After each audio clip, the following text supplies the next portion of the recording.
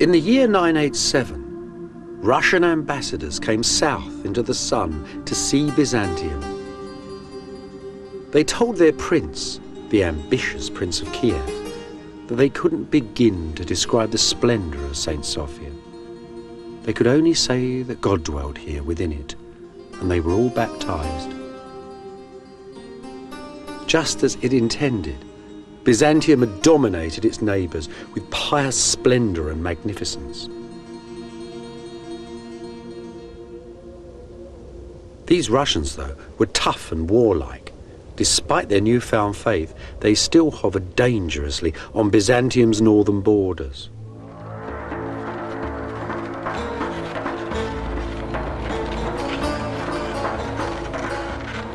Rather than dispatch grand armies to subdue them, the Byzantines employed images of God and government.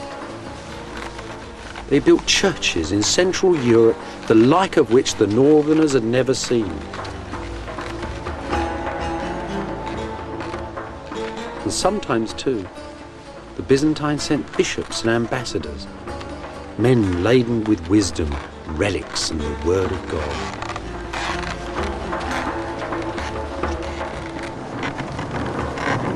The Byzantines didn't like to travel north in the winter. The diplomats had to go sometimes with little bars of gold stamped with the emperor's name, wrapped in furs and stuffed under the sledge out of the way. The gold to bribe local chieftains to attack one another rather than to go and attack Constantinople. It was a terrifying journey. First of all, you went to a Byzantine border fort.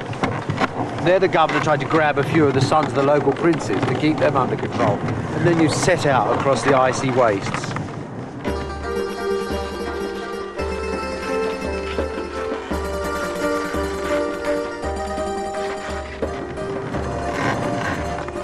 When you met some villagers, you might give them some silk, brocade, or pepper or leather.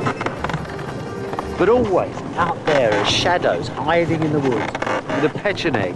These were ancient tribesmen who really prided themselves on killing travellers and drank from their gold-bound skulls that hung from the walls of their tents, so it was said.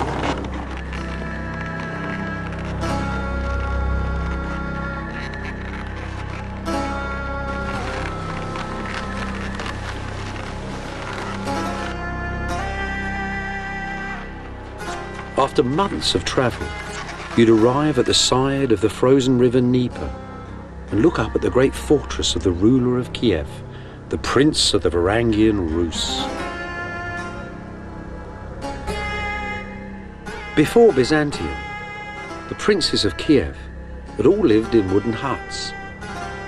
These towers and domes and all the dreams they hold came here from old Byzantium. And the story of their making is an extraordinary tale.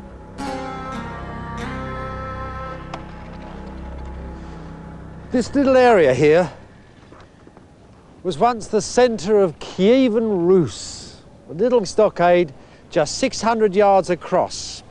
Now you've got to think it's the year 988.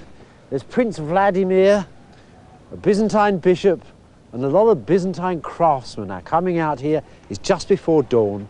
It's very cold.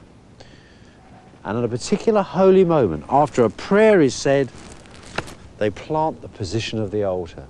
And then, as the sun comes up and a shadow is cast across the snow, a nobleman called Simon, so tradition tells us, took off a golden belt and they measured out 20 golden belt lengths. And that would be the first church in Vladimir's kingdom. It's an astonishing moment in history. It's the old technology of Greece and Rome, 1,000 years after those empires are gone, going into parts of the world that they had never managed to conquer.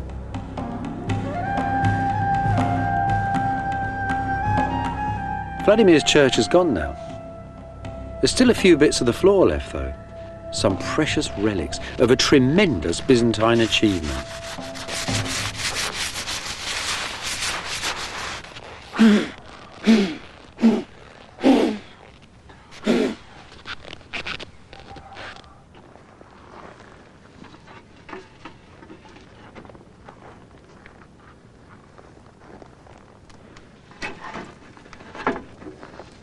Дякую, дякую. You know, it's at times like this, archaeology really comes alive. Look, this isn't just a little old bit of brick or mortar or something. These are the first bricks ever laid in Central Europe. It's not just stone on stone either. This is like somebody got into a Cadillac and drove it into the middle of the Amazon and parked it in a village where nobody had ever seen outside people before. This is astonishing. Look, it's only a bit of ceramic and a bit of mortar. You need two separate kiln masters with two separate kilns for that. They have to find the lime to make the mortar. They have to go to the river to find the clay down the road here. They had to build their kilns, cut the trees, and then they got them cutting stone, local stone. Humans didn't like working stone. There's an old Russian proverb: it is easier to teach an ill-tempered wife than it is to cut stone. But actually, their real problem was the weather. It was truly terrible. It was either freezing cold, and they complained bitterly that it was so difficult to lay bricks in fur-lined coats and mittens. And then when it thawed, this area was a mass of mud, and they had to devise incredibly elaborate wooden structures to hold the building up at all when they extended the foundations. So this is an extraordinary enterprise. How ingenious those people were coming from the south, how determined. It took them 8 years to get this place up. They learnt, though, the next time they built a church in 5 years.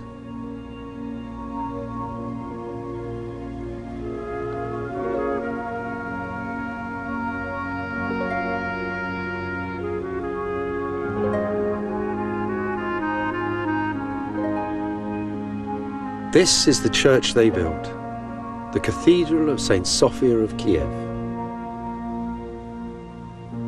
Beneath the old Ukrainian domes, Byzantine brick and ancient Greek geometry. These could be the walls of an imperial church in ancient Constantinople. Inside, memories of the palace of all palaces and the church of all churches, the original St. Sophia of Constantinople.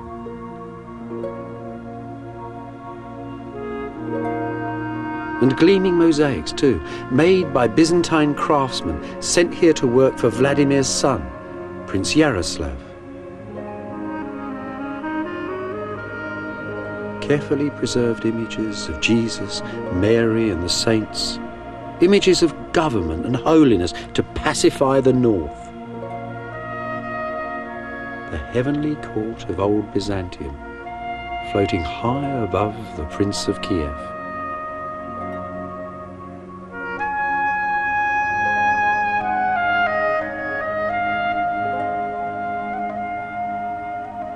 It's a heavenly court, now entirely mirrored in Yaroslav's new court on earth, aided and abetted by a Byzantine bishop who wants him to punish sinners, to feed the poor, and to fight the enemies of Byzantium. But there's something else going on in this wondrous building, something else yet more subtle. It's like a soap opera here. It imparts manner, it imparts gesture. It shows you the Byzantine way of walking and talking. And between that fierce structure and this new manner, the old order of Rus was entirely swept away. But you know, despite all that, the Byzantines never really trusted the Rus. They needn't have worried, though. The Russians had learnt their lesson very, very well indeed. And centuries later, when Constantinople itself had been thrown away, when Constantinople, the second Rome, had gone, then Moscow, the new capital of the Rus, declared itself as the third Rome.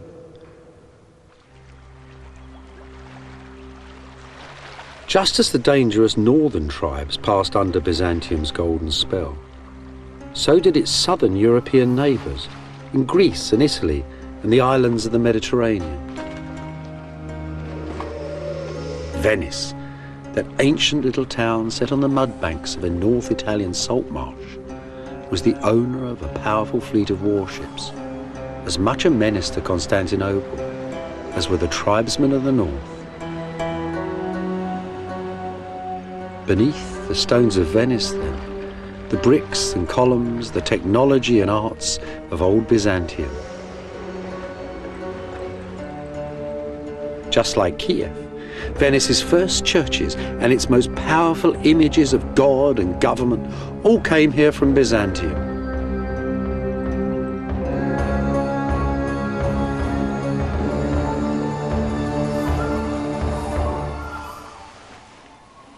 This was the old Venetians' single most powerful portrait of the face of God. The Palla d'Oro, made for the high altar of St. Mark's. It's a funny old thing, actually. It's cobbled up from all sorts of things. Gold strips, bits of jewellery, it's all there, like a magpie's nest.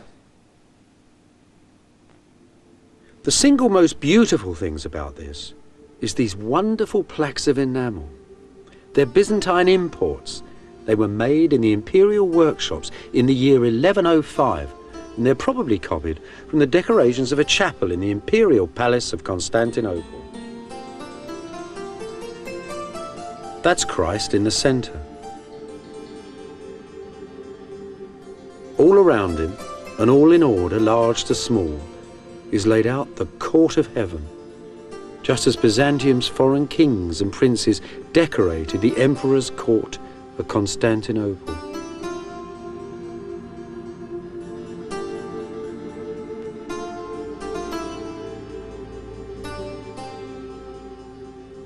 If you were a useful ally for Byzantium, and you sent off 30 or 40 pounds of gold to Constantinople with a humble letter, the emperor might just honour you with some of these panels, pictures of God and your local saints, and portraits too, of you amongst the golden prophets and the angels of Byzantium.